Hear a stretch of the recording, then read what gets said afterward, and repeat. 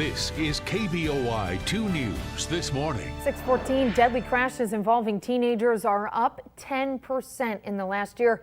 And over the summer months, that number spikes even more. Nikki Batiste explains why teens are more likely to drive distracted, putting themselves and drivers around them at risk. Dash cam videos show what happens when teenagers drive distracted. Here, one teen looks at her phone for 6 seconds before going off the road.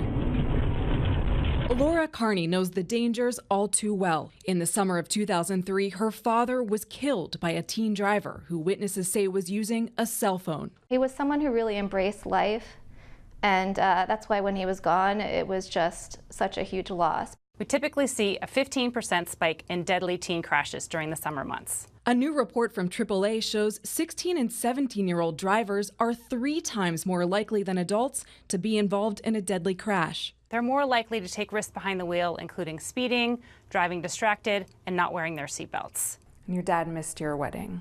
Yes, and that was a big part of why I became an activist. Laura, a magazine copy editor, wrote about her story in Good Housekeeping, including how she found her father's bucket list. It contains 55 items he was never able to do, like traveling to exotic places and running 10 miles. Laura recently accomplished the run and wants to complete the whole list. Doing this bucket list for me feels like I'm able to remember how valuable life was for him. If you could know that you've saved at least one life in your work and your dad's memory, would that give you some peace?